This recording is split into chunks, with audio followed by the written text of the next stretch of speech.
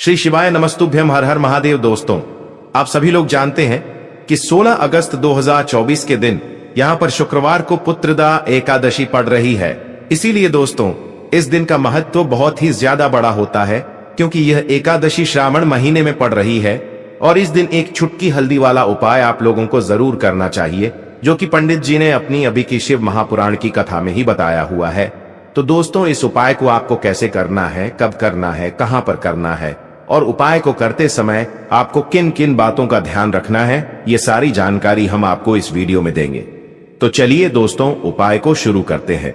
देखिए, ये दिन इतना खास होता है, इतना महत्वपूर्ण होता है, देखा गया है कभी कभी बड़े बड़े पूजा पाठ अनुष्ठान से जो मनोकामना पूर्ण नहीं होती है, वह शुक्रवार पुत्रदा एकादशी के दिन एक छोटे से उपाय करने से ही आपकी मनोकामना पूर्ण हो जाती है। और बहुत सारे लोगों ने इस उपाय को किया भी है और उनको इस उपाय को करने का फल भी जरूर मिला है। अगर आप लोग भी इस उपाय को 16 अगस्त 2024 के दिन यहां पर शुक्रवार एकादशी के दिन करना चाहते हैं, तो आप इस उपाय को पहले अच्छे से समझ लेना, सुन लेना, उसके बाद करना।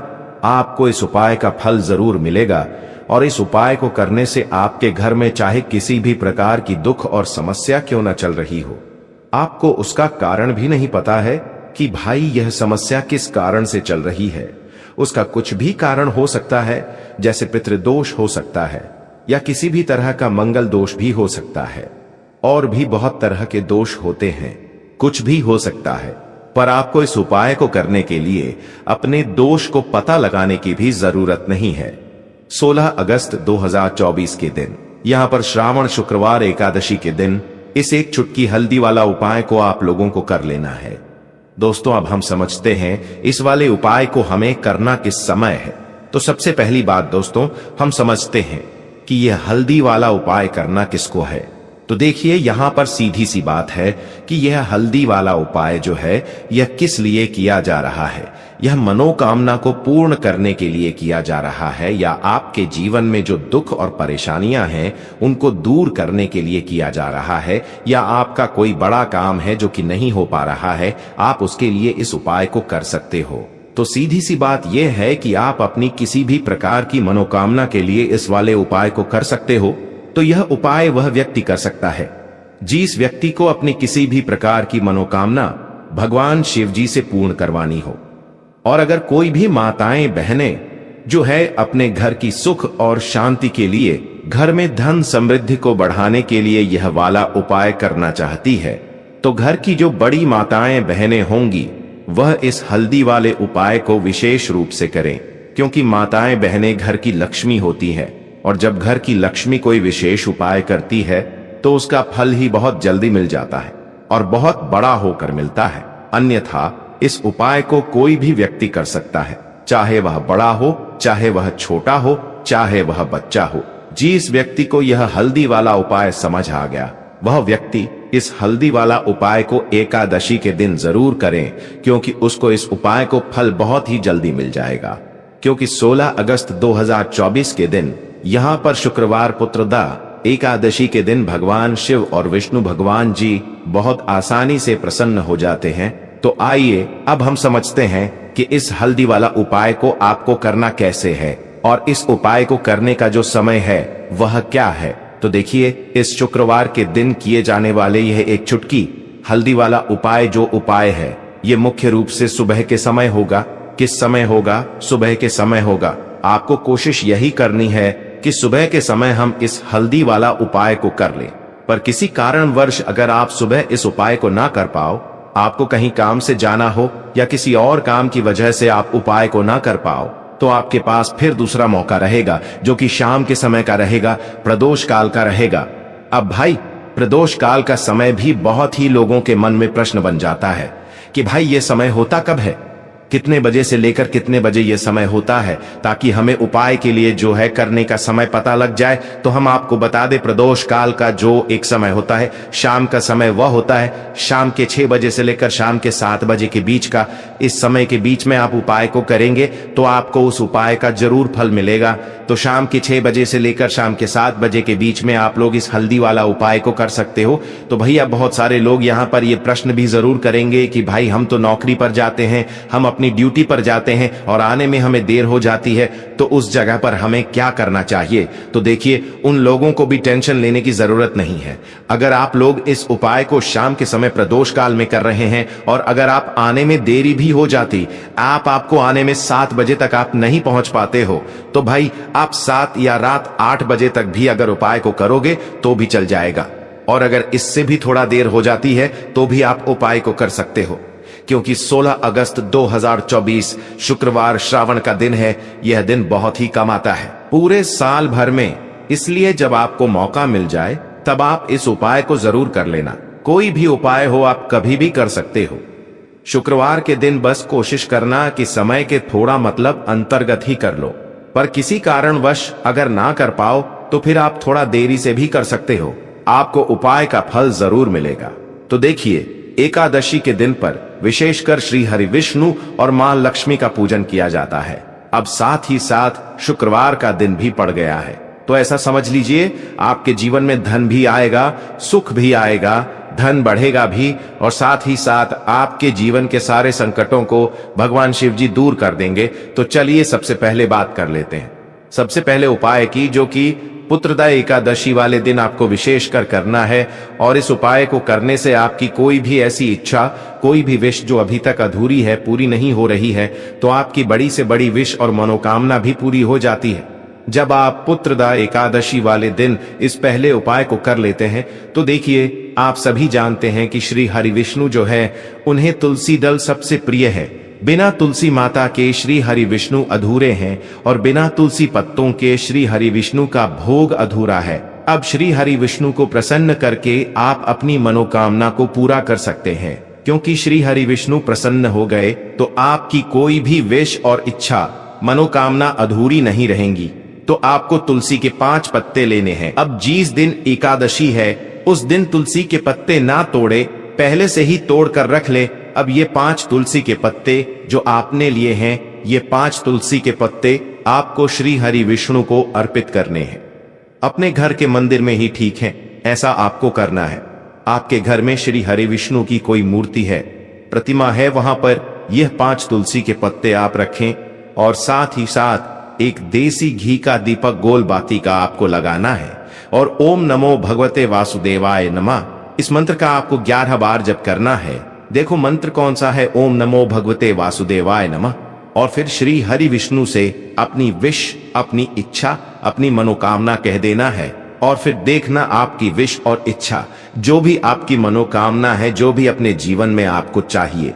अगर निर्धनता बहुत है, आप अपने घर से गरीबी को दूर करना चाहते हैं, या फिर धन आपका बढ़ता नहीं है, आप चाहते हैं कि आपका धन बढ़े, या फिर आपके घर में फिजूल खर्ची बहुत होती है, पैसा आपके पास नहीं रुकता है, आप चाहते हैं कि पैसा आपके पास रुके, या फिर घर में कोई व्यक्ति ऐसा है जो बहुत बीमार रहता है, या फिर किसी का विवाह नहीं हो पा रहा है, तो जो भी आपकी इच्छा है, जो भी आपके विश है, बस एक बार श्री हरि विष्णु से कह देना।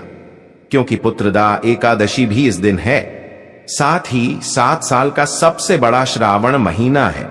यह दिन इतना उत्तम है कि जो भी आप श्री हरि विष्णु से मांग लेंगे, जो उनसे कह देंगे, वो आपकी विश, आपकी मनोकामना को बहुत जल्दी पूरा कर देंगे। तो ये पहला उपाय है। चलिए अब बात कर लेते हैं दूसरे उपाय की। तो चलिए बढ़ते हैं अगले उपाय की ओर। देखो, यदि आपके जीवन में आर्थिक संकट बहुत अधिक हो रहे हैं, धन की समस्या लगातार जीवन में बनी हुई है, एक एक रुपयों को प्राप्त करने के लिए आपको बहुत अधिक कड़ी मेहनत कर रहे हैं, तो आज रात्रि में सोने से पहले आपको यह एक चमत्कारी दीपक का उपाय अवश्य करना है। या फिर यदि आपका जो व्यापार है, बिजनेस है, दुकान है, वो अच्छे से नहीं चल पा रही है, तो आज रात्रि में इस विशेष दीपक का उपाय आपको अवश्य करना चाहिए। देखो दोस्तों, दीपक हमारे घर में सभी नकारात्मक शक्ति को बाहर करता है। यह उपाय आपको साल में केवल एक बार करने का ही मौका मिलता है। केवल और केवल एकादशी पर ही इस उपाय को किया जाता है।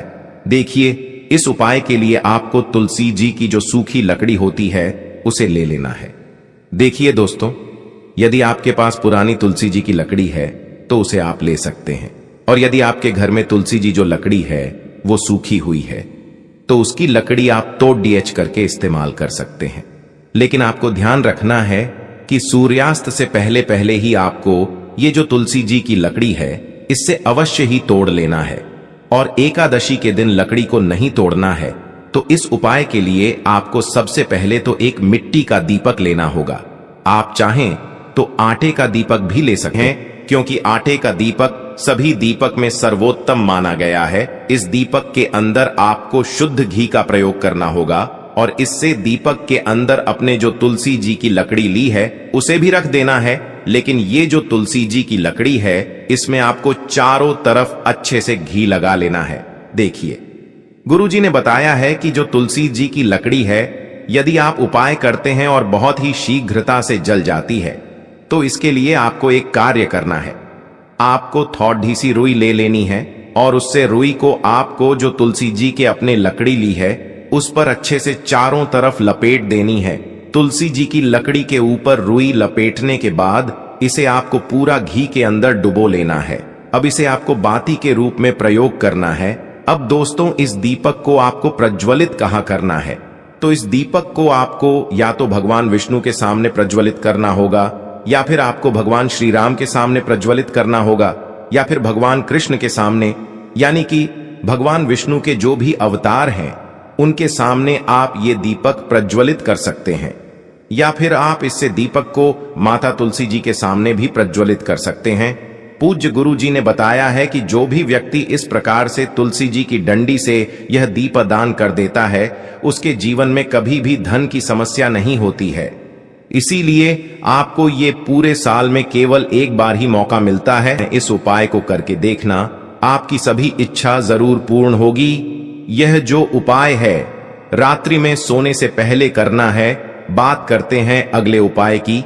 अब बताते हैं तुलसी के गमले में आपको वो कौन सी चीज डालनी है जिस उपाय को करने से आप अपने जीवन में महाधनी बन जाएंगे।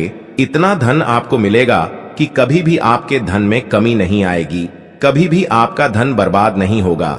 आपके पैसे की बर्बादी बिल्कुल आपके जीवन से रुक जाएगी। और जो लोग कहते हैं कि घर में पैसा तो आता है, पैसा रुकता नहीं है और पैसा बढ़ता नहीं है, वृद्धि नहीं हो रही है, उन्हें भी विशेष यह दूसरा उपाय एकादशी वाले दिन जरूर करना चाहिए। तो देखिए, पहले ही आपको बता दिया कि श्री हरि विष्णु की पूजा और उनका भोग श्री मतलब तुलसी मैया के बिना अधूरा है ना?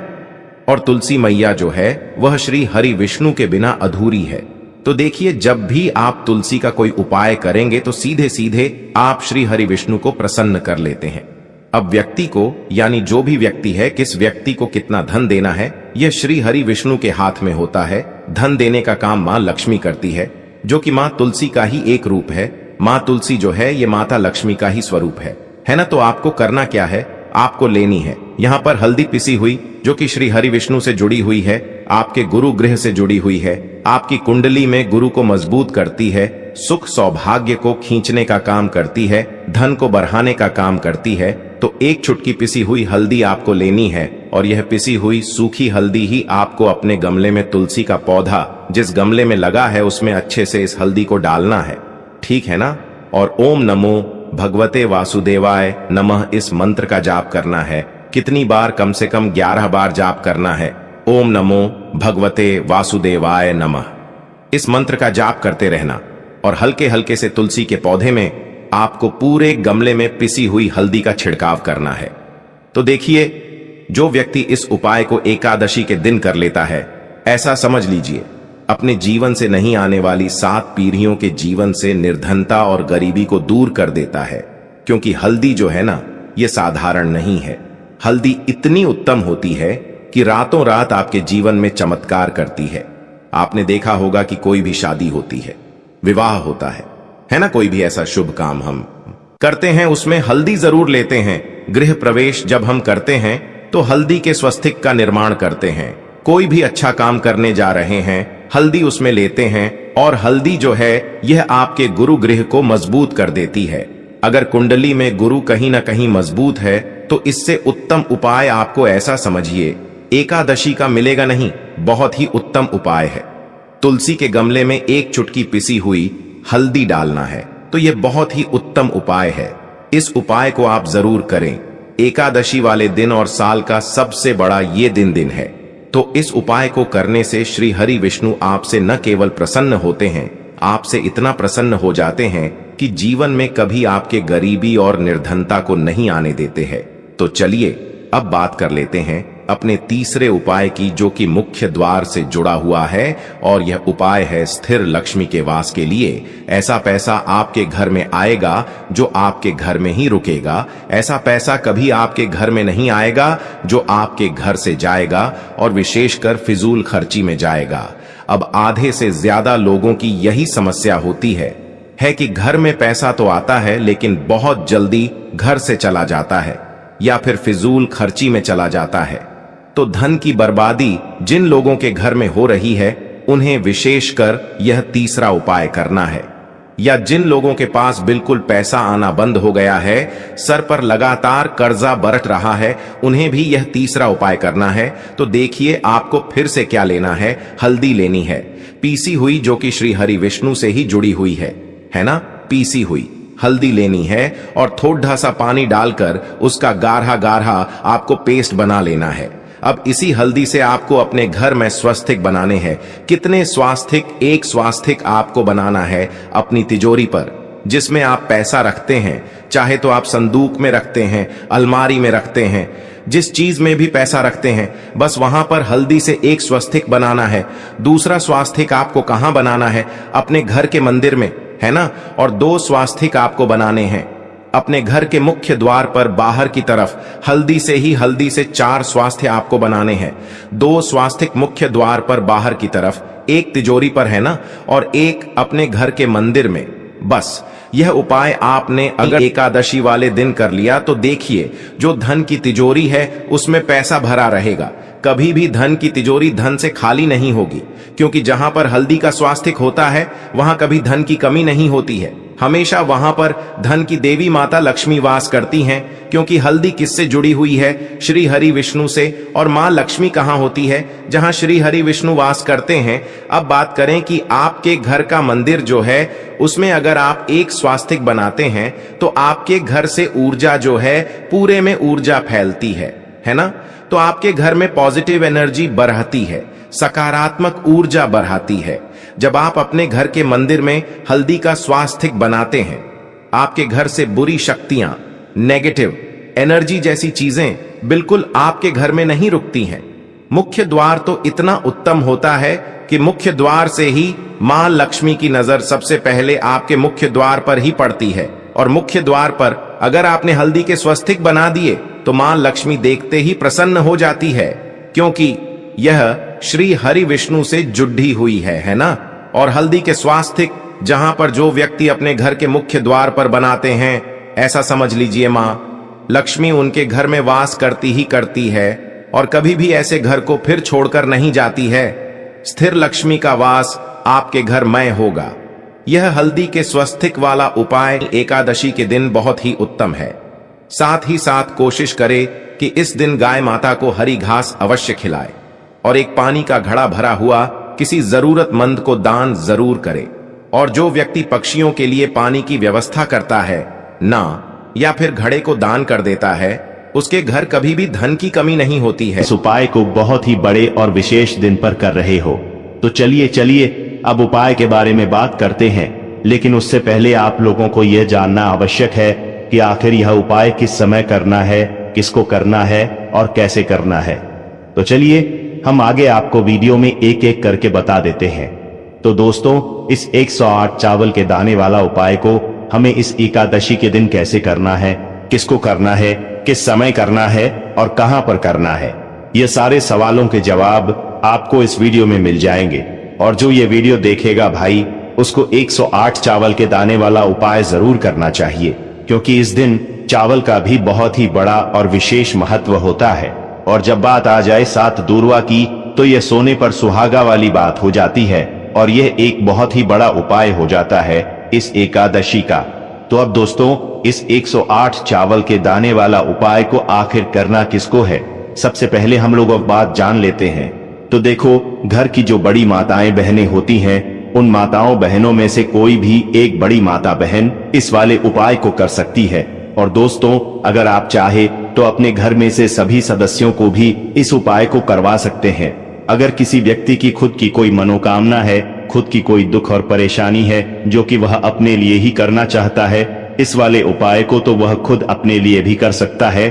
बाकी अगर कोई घर में से ऐसा है जो कि अपने ने पूरे घर परिवार की सुख और शांति के लिए यह वाला उपाय करना चाहता है, तो भाई वह भी कर सकता है, उसमें भी कोई दिक्कत वाली बात नहीं है। कहने का मतलब यह है कि इस उपाय को हर एक सदस्य भी कर सकता है और पूरे घर परिवार के सदस्य के लिए घर की बड़ी माताओं बहनों में से कोई एक माता बहन भी कर सकती है। माताएं बहनें अगर घर में उपस्थित ना हो या वह यह वाला उपाय ना कर पा रही हो, तो फिर घर का कोई बड़ा सदस्य भी इस 108 चावल के दाने वाला उपाय को कर सकता है, चाहे फिर वह पुरुष ही क्यों ना हो, उसमें कोई भी दिक्कत वाली बात नहीं है। अब दोस्तों, उनके पास में जाकर करना है। बहुत सारे लोग प्रश्न करते हैं, हर एक उपाय को करते समय क्या हम इस उपाय को घर पर या मंदिर में कर सकते हैं? देखो, तो इस वाले उपाय को आप मंदिर में करोगे तो अच्छा रहेगा, घर पर नहीं करना है इस वाले उपाय को। उसके बाद में दोस्तों, जो अगला प्रश्न निकल कर आता है वो यह आता है इस उपाय को लेकर कि आखिर इस उपाय को हमें किस समय करना है, सुबह के समय करना है कि शाम के समय करना है? तो देखो, इस वाले उपाय को आप लोग सुबह के समय भी कर सकते हो और शाम के समय प्रदोष काल में भी कर सकते हो। अब अगर आप पूछो कि भाई सबसे उत्तम समय कौन सा रहेगा इस 108 चावल के दाने वाला उपाय को करने का, तो हम आपसे बस यही कहेंगे कि इस उपाय को आप शाम के समय करेंगे तो ज्यादा बेहतर होगा। बाकी अगर सुबह के समय भी करेंगे तो भी अच्छा होगा, उसमें कोई भी दिक्कत वाली बात नहीं है। तो अब दोस्तों, जो अगली सबसे बड़ी और महत्वपूर्ण बात आती है वह यह आती है कि सुबह अगर हम उपाय को करेंगे तो हमें कितने बजे से लेकर कितने बजे तक के बीच में करना है, और शाम के समय प्रदोष काल में करेंगे तो हमें कितने बजे से लेकर कितने बजे के बीच में करना है। तो देखो, सुबह जितनी जल्दी हो सके आप उपाय को करने की कोशिश करना। बाकी अगर किसी कारणवश लेट भी हो जाओ, थोड़ी देर भी हो जाए, तो 10 या 11 बजे तक भी आप उपाय कर लेना, पर 12 बजे से ज्यादा देरी ना हो, ठीक है? इस बात का ध्यान रखना। उसके बाद में दोस्तों, अगर शाम के समय प्रदोष काल की बात करें, प्रदोष काल का जो समय होता है वह शाम के 6 बजे से शुरू हो जाता है। मतलब शाम के 6 बजे से लेकर 7-11 बजे के बीच का जो समय होता है, यह समय प्रदोष काल का समय होता है। पर अभी जो मौसम चल रहा है, इस मौसम में जो है शाम बहुत देरी से होती है, तो आप इस उपाय को 7 या 8 बजे के बीच में भी कर सकते हो।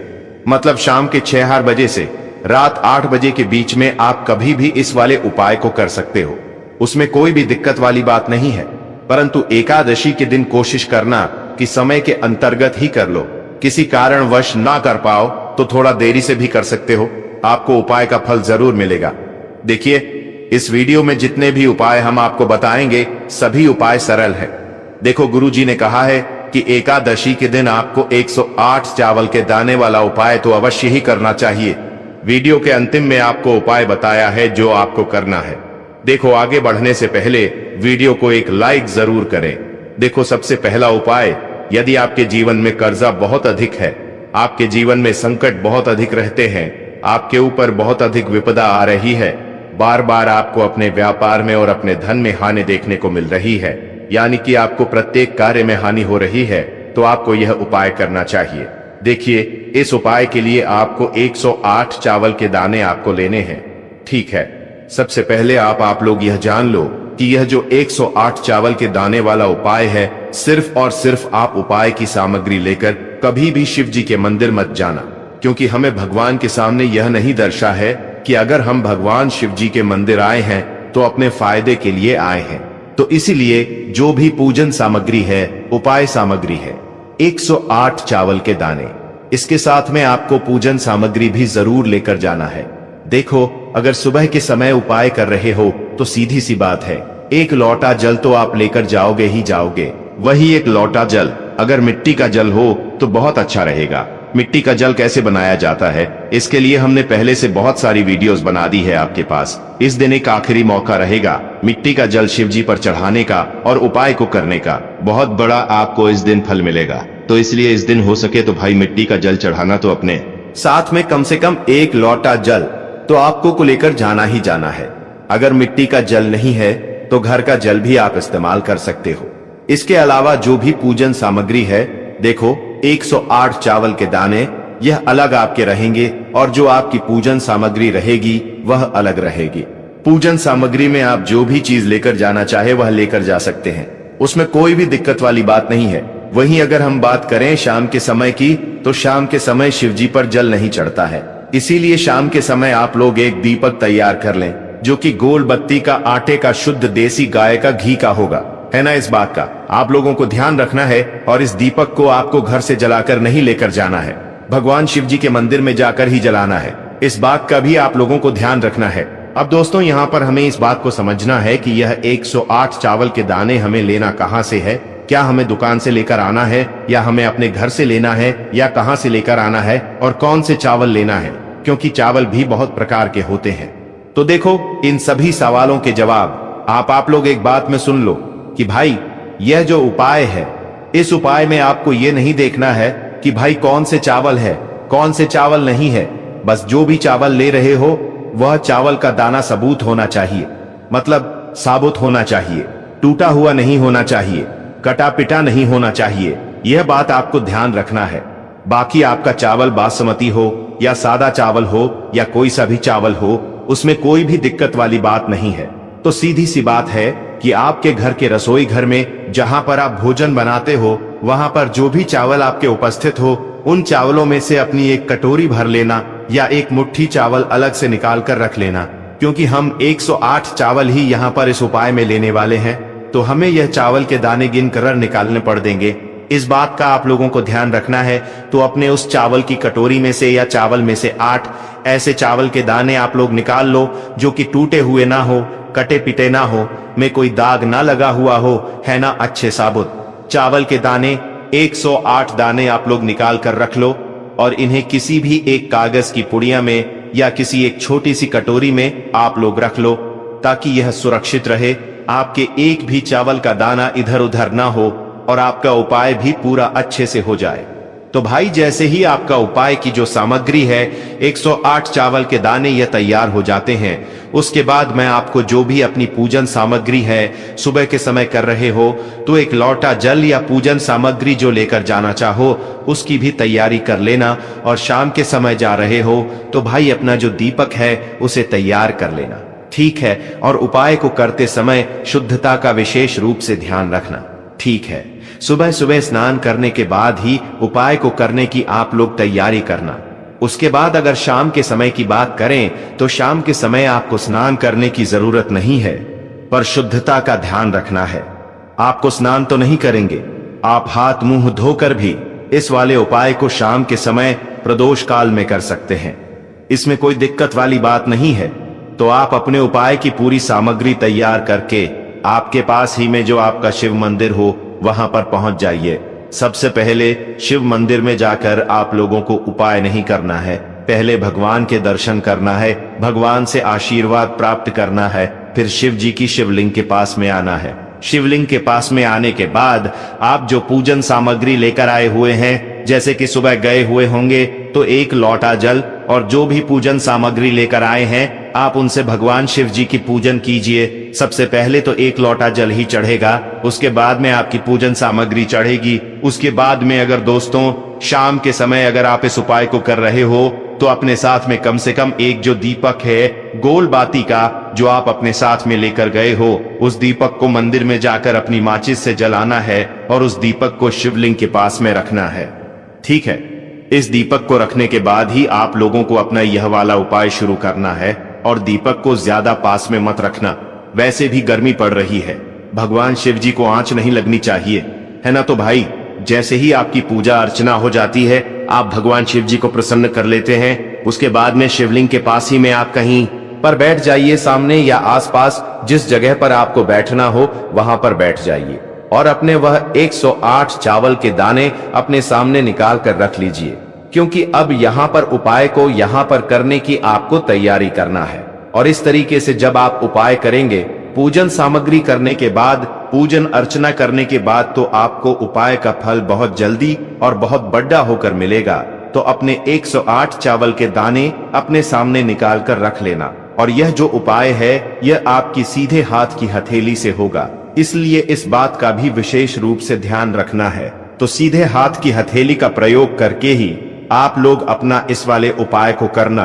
अपने सामने जो भी आपकी कागज की पुड्डिया है उसको खोल कर रख लो, या कटोरी है तो भाई उसे अपने सामने रख लो और अपने वह 108 चावल के दाने निकाल लो। ठीक है।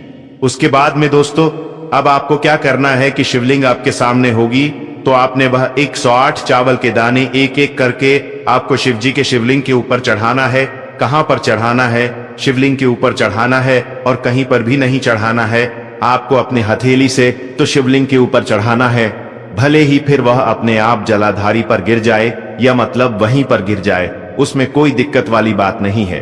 पर आप चढ़ाओ शिवलिंग के ऊपर ही। तो आपको क्या करना है, अपना पहला चावल का दाना उठाना है, श्री शिवाय नमस्तुभयम बोलना है और शिवलिंग पर चढ़ा देना है। इसी तरीके से दूसरा चावल का दाना उठा है, शिवलिंग पर चढ़ाना है और मंत्र बोल देना है। और फिर तीसरा चावल का दाना उठाना है, श्री शिवाय नमस्तुभयम बोलना है और चढ़ देना है। इसी प्रकार से आपको पूरे 108 चावल के दाने एक एक करके शिव जी के शिवलिंग के ऊपर चढ़ाना है और भगवान से प्रार्थना करते जाना है। मतलब